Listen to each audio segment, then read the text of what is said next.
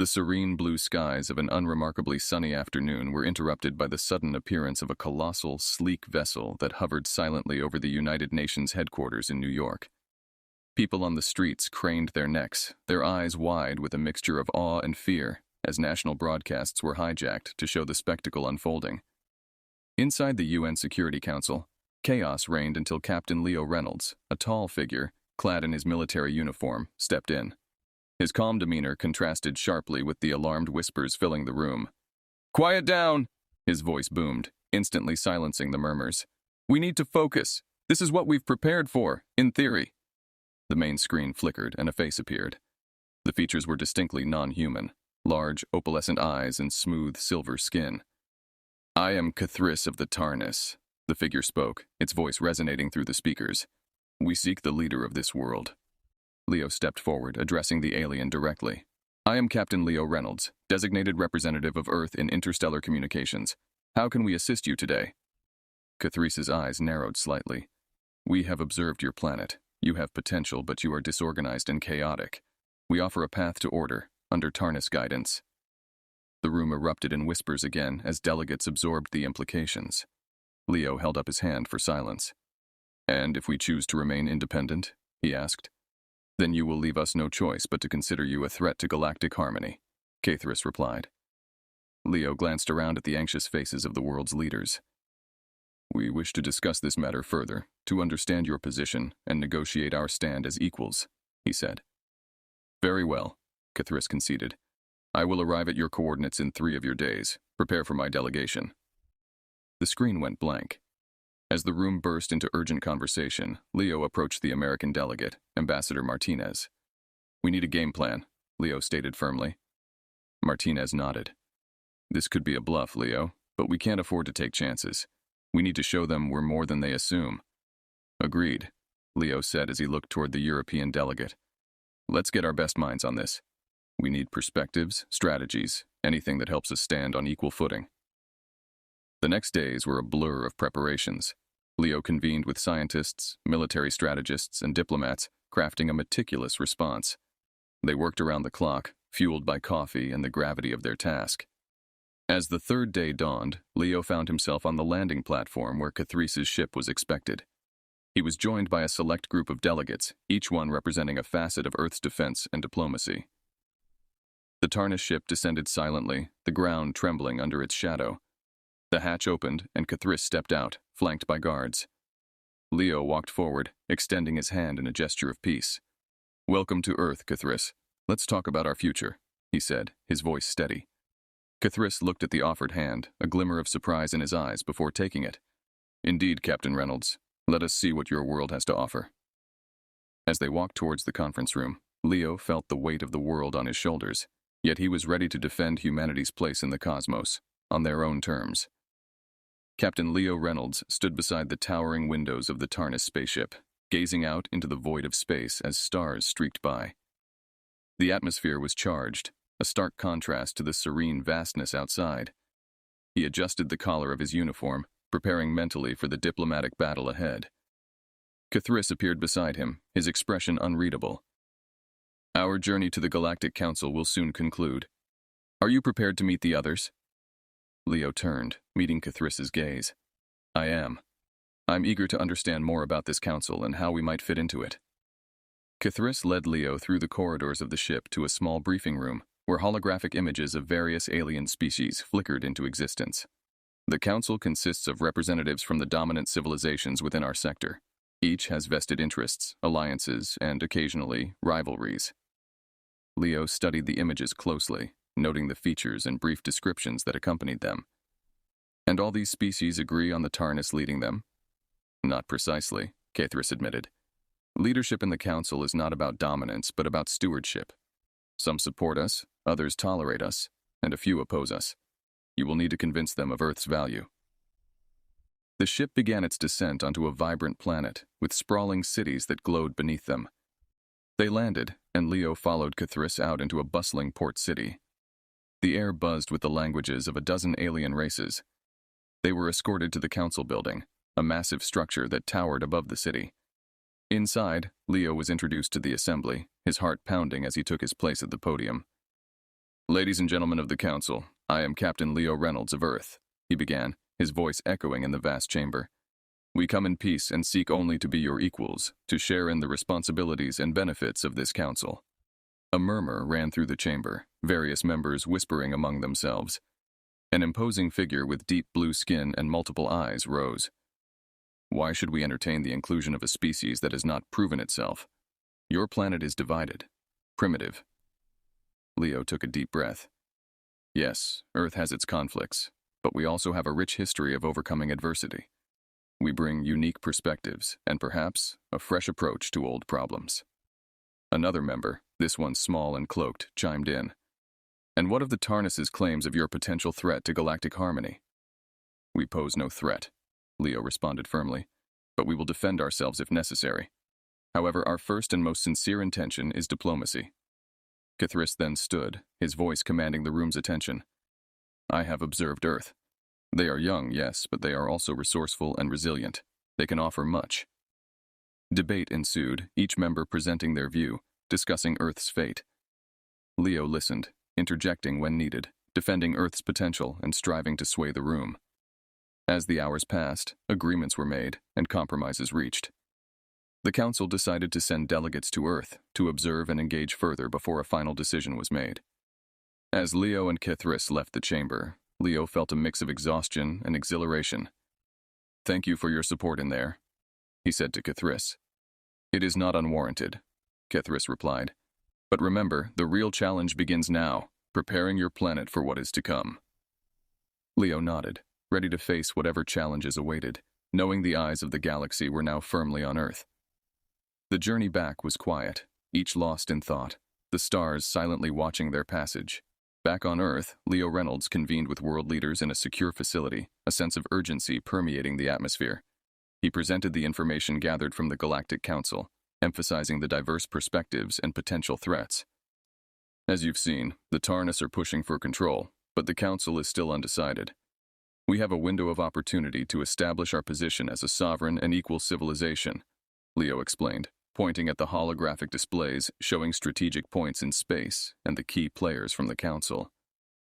Just as the meeting was about to move into discussions of potential diplomatic strategies, an alert sounded through the room. The large screen at the front flickered and displayed the stern face of Kithris, much to everyone's surprise.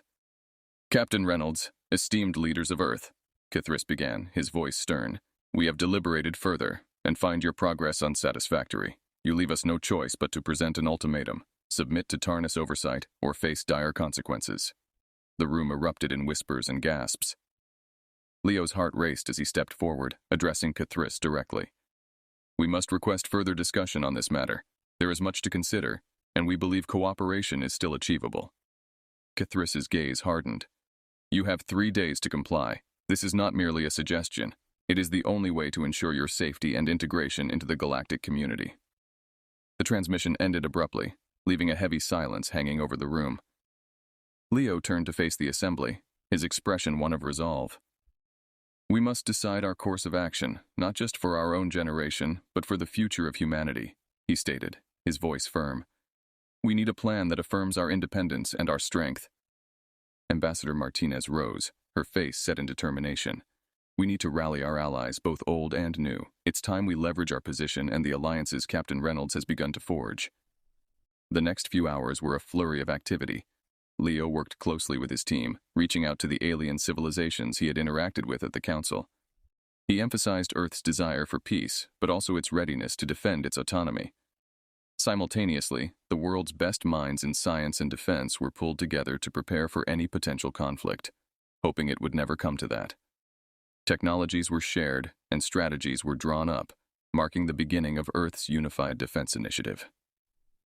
As the deadline drew closer, a summit was held. Leaders from around the world, along with representatives from supportive alien races, gathered to witness Earth's response to the Tarnis ultimatum. Standing before the assembly, Leo delivered a powerful speech. We are a planet rich in diversity and potential. Today we stand united, not just in defense of our home, but in our quest to be recognized as equals in the vast cosmos. We choose to pursue peace, but we will prepare for all eventualities. The summit ended with a public declaration of Earth's stance. It was broadcasted across all media, reaching every corner of the planet and beyond, a clear message not just to the tarnis, but to the entire galaxy. As the third day concluded, the world waited, tense and hopeful, under the calm expanse of the starlit sky, wondering what the dawn would bring. Captain Leo Reynolds boarded the starship Peregrine, a vessel lent by one of the sympathetic alien races from the Galactic Council. His mission was clear: solidify the alliances with other civilizations that had also felt the heavy hand of the tarnis, or similar dominant forces. As the Peregrine slipped through the warp gate, Leo felt the weight of Earth's hopes with him. The first stop was the planet Zelthoria, a member of the Galactic Council known for its strategic yet cautious stance against the tarnis. Upon landing, Leo was greeted by Ambassador Threll, a Zelthorian known for her shrewd diplomacy. "Captain Reynolds, welcome. I understand your planet faces a significant threat," Threll began as they walked through the bustling spaceport. "That's correct, Ambassador. We seek allies who understand the value of independence and the threat of domination by the tarnis," Leo explained, sharing details of Earth's situation and the ultimatum they faced. Threll nodded thoughtfully. "Zelthoria has long resisted outside control, Captain. Your cause is not unlike our own. Let's discuss how we can support each other." The talks extended deep into the night, culminating in an agreement where Zelthoria would provide tactical support and share intelligence on tarnis movements, a significant victory for Earth's cause. The next stop was the planet Iridian, a smaller world that had recently gained independence from another dominant race. The Iridians were eager for allies and quick to commit to mutual defense. Leo's journey continued from one system to another, each meeting adding new allies and layering Earth's defenses with promises of support or resources. The Peregrine became a symbol of a growing coalition, a beacon for those desiring to stand against oppression. After several successful negotiations, Leo and his crew returned to Earth, the ship's cargo holds now filled with commitments of aid and advanced technologies for defense. The alliance, though formed out of necessity, was bonded by a shared desire for sovereignty and respect. Back at the United Nations headquarters, Leo presented the results of his diplomatic tour. "Ladies and gentlemen, we are not alone in our fight," he announced proudly. "We have secured alliances with multiple civilizations, each ready to support us in maintaining our independence." The response in the room was a mixture of relief and newfound determination. Plans were quickly made to integrate the new technologies and strategize with their new allies. Training programs were initiated, combining human and alien expertise to bolster Earth's defenses. As Leo looked over the gathered leaders and representatives, his heart swelled with pride. Earth had shown remarkable unity in the face of adversity, and now they stood stronger, together with their new friends from across the stars. The message was clear. Earth was ready to defend its right to choose its own path, and it would not stand alone. The horizon of Earth's moon now served as a stage for an unprecedented display of interstellar unity and strength. Captain Leo Reynolds oversaw the final preparations as spacecraft from various allied civilizations gathered, their forms casting intricate shadows on the lunar surface.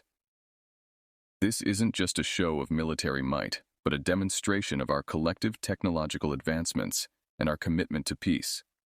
Leo briefed the assembly of Earth leaders and alien ambassadors who watched from the command center. One by one, ships from the Zelthorians, Iridians, and several other allies floated into position, forming a geometric pattern that was visible from space. Each ship powered up non-lethal but impressively bright energy displays, casting brilliant lights across the moon's dusty plains. In orbit, a series of satellites transmitted live feeds of the event across the galaxy, ensuring that the tarnis and the Galactic Council could not ignore this display of allied strength and unity. As the demonstration reached its climax, Leo initiated the central piece of the show. An impressive holographic projection of the Earth, surrounded by symbols of peace and cooperation from each of the allied species. "A message to the galaxy," Leo declared into the broadcast, "that we stand together, not for war, but for the preservation of our cultures and the right to self-determination." Back on Earth, millions watched in awe and pride, their fears momentarily calmed by the spectacle of unity and the promise of security it represented. Meanwhile, in the Galactic Council chambers, the display stirred a mix of admiration, fear, and respect among many watching civilizations. Following the demonstration, Leo convened with his allies in a strategy session aboard the Peregrine. "We've shown that we can organize a defense, but the true test will be in maintaining this unity," he told them. We need to strengthen our alliances with more than just displays. Ambassador Threll from Zelthoria responded, "The Tarnis respect strength, but they honor cunning. Your show of force was a good move, Captain, but we must be ready to follow it up with shrewd diplomacy." The meeting ended with a plan to extend their diplomatic outreach to other civilizations that had been hesitant to join their cause, using the successful demonstration as evidence of their growing influence and stability. In the following days, delegations from several new systems arrived, expressing their interest in joining Leo's coalition. Each new ally brought unique capabilities and technologies, further enhancing the collective defense strategy. As Leo reviewed the updated strategic maps and deployment charts, he felt a cautious optimism. The coalition had grown beyond his initial expectations, becoming a significant force capable of standing up to the Tarnis, if necessary. However, as the Peregrine set course back to Earth, a report came in that shifted the mood from triumph to tension. The Tarnis had called for an emergency session of the Galactic Council. The subject was Earth's recent demonstration of force. Leo prepared himself for what could be the most challenging diplomatic mission yet. "It's time to defend our actions," he said to his team. "Let's prove that our show of force is matched by our commitment to peace." They nodded, understanding the gravity of the situation as their ship sped through the stars back to the heart of galactic politics. Captain Leo Reynolds arrived at the Tarnis capital, a planet cloaked in the shadow of immense architectural marvels that towered into the clouds, reflecting the race's power and command. The air buzzed with tension as he was escorted to the Central Assembly Hall of the Galactic Council, the site for today's critical negotiation session. As he entered the massive amphitheater-like chamber, filled with representatives of various civilizations, the weight of the situation settled heavily on his shoulders. The eyes of the galaxy were upon him, scrutinizing every move. "Captain Reynolds," Cathris's voice boomed as he approached the podium, "your recent actions have stirred much discussion. This council is concerned with the potential for conflict your show of force suggests." Leo adjusted the microphone, his gaze steady. "Honorable members of the council, our demonstration was not a threat, but a statement of unity and strength. We aim to contribute to galactic peace, not to challenge it." Murmurs filled the chamber as Cathris eyed Leo with a mix of respect and caution. "Yet you mobilize and align with others under the guise of defense. Is this not preparation for war?"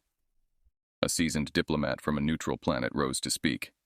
"If I may, the presence of unity can serve as a deterrent to conflict, not a precursor to it. We must consider the context of Earth's situation." Grateful for the support, Leo added, "We seek dialogue and understanding, not conflict. These alliances are our way of ensuring that we are not coerced or isolated in our dealings with the galaxy." The debate continued, with various leaders voicing their opinions. Some expressed fear of Earth's potential, while others argued for the right of all civilizations to defend themselves. As the session wore on, Leo realized he needed a more direct approach. He requested a recess and quickly gathered his allies. "We need to shift their perspective. Let's share our technological advancements as a gesture of goodwill. Show them that our intentions are peaceful." When the session resumed, Leo presented detailed plans of Earth's defensive technologies, which were designed to protect without causing harm. "These innovations are meant for defense, and we are willing to share them with this council to demonstrate our commitment to peace." The gesture changed the tone of the meeting. Skepticism turned into curiosity and cautious interest among many council members. Discussions shifted from accusations of militarization to potential collaborations in defense technologies. Cathris, seeing the tide turning, called for a strategic pause in the deliberations. "We will review these proposals. This council will reconvene to further discuss the potential for partnership rather than opposition." As Leo walked out of the chamber, his allies congratulated him on his diplomacy. The battle of wills wasn't won yet, but Earth had made significant headway in altering its perception among the stars. That evening, Leo stood looking out over the skyline of the Tarnis capital, reflecting on the day's victories and the challenges that still lay ahead. His commitment to steering humanity through these turbulent times was as steadfast as ever. With diplomacy as his chosen tool, he was ready for whatever the next session might bring.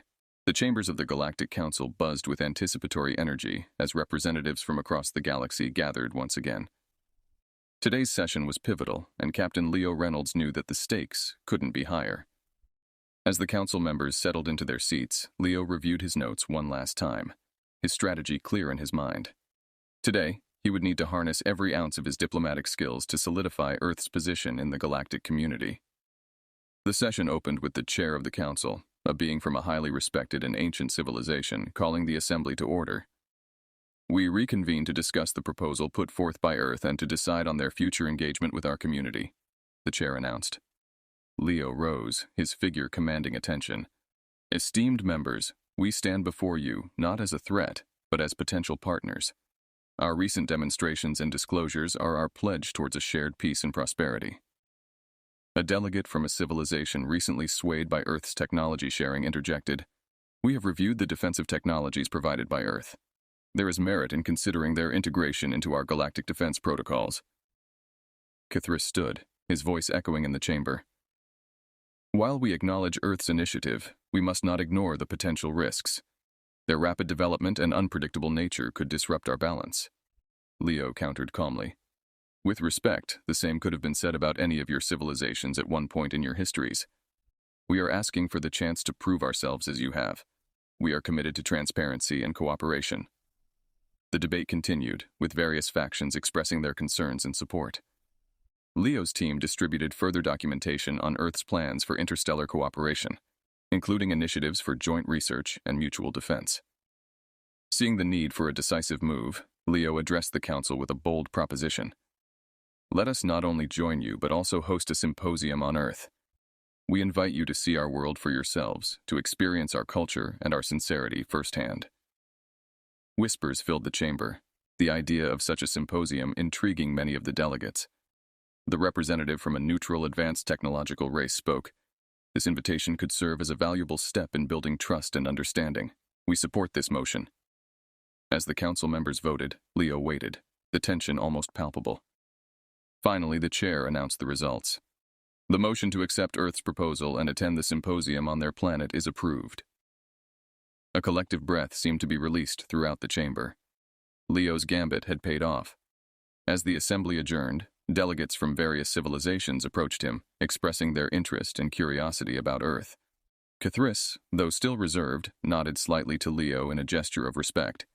"Captain Reynolds, your efforts have been enlightening. We look forward to seeing your world." As Leo left the council chamber, he felt a mix of relief and determination. There was much to do, and the symposium would be a crucial event. But for now, Earth had achieved a significant victory, one that promised a future of greater involvement and influence in galactic affairs. The stakes were high, but so were the opportunities. Leo was ready to lead humanity through this new chapter. The Earth had never seen such an assembly of interstellar delegates. From the landing platforms of Geneva's newly inaugurated interstellar embassy to the hallowed halls of the United Nations, representatives from across the galaxy gathered, their curiosity about Earth palpable. Captain Leo Reynolds stood at the forefront, ready to guide these potential allies through the symposium designed to showcase humanity's culture, innovation, and commitment to galactic peace. The opening ceremony was marked by a speech from Leo, who addressed the assembly with confidence and grace. "Today marks a new chapter in our shared histories. Here on Earth, we are honored to host such a distinguished gathering and hope to build lasting bridges between our worlds." Throughout the symposium, Earth's advances in technology, art, and diplomacy were on full display. Interactive exhibitions demonstrated human achievements in renewable energy, medicine, and technology, while cultural showcases highlighted the diversity and richness of human life. Delegates participated in forums and discussions, exchanging ideas and forging personal connections that transcended planetary boundaries. As the symposium neared its close, Leo convened a final roundtable discussion with the delegates and key members of the Galactic Council. The atmosphere was collaborative, a stark contrast to the tension that had marked their earlier encounters. Discussions focused on formalizing Earth's role within the Council, establishing trade agreements, and setting up interstellar educational exchanges. Kithris, who had been an imposing figure throughout the negotiations, stood to speak. "We came here with reservations, but we leave with a renewed perspective. Earth has demonstrated not just its technological capabilities, but its earnest desire for peace and cooperation. The Tarnis are prepared to support Earth's ascension to full Council membership." Cheers and applause broke out among the human attendees, while many of the alien delegates nodded in agreement, their expressions one of respect and acceptance. The resolution was passed unanimously, and Earth was officially welcomed as a full member of the Galactic Council. In the days that followed, Leo met privately with Cthulhu. "I hope this is the beginning of a new era for our civilizations," Leo said, extending his hand. Cthulhu took it, his grip firm. "It will be, Captain Reynolds. Your efforts have shifted the tides. Let us move forward together." As the delegates prepared to depart, Leo felt a profound sense of accomplishment and optimism. The symposium had not only averted a potential crisis, but had also positioned Earth as a valued player on the galactic stage. Reflecting on the events that had unfolded, Leo walked through the serene grounds of the embassy, the weight of his responsibilities lighter than it had been in months.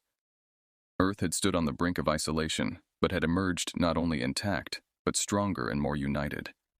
Looking up at the stars, now more familiar and less daunting, Leo knew that the challenges ahead would be many, but Earth was no longer alone.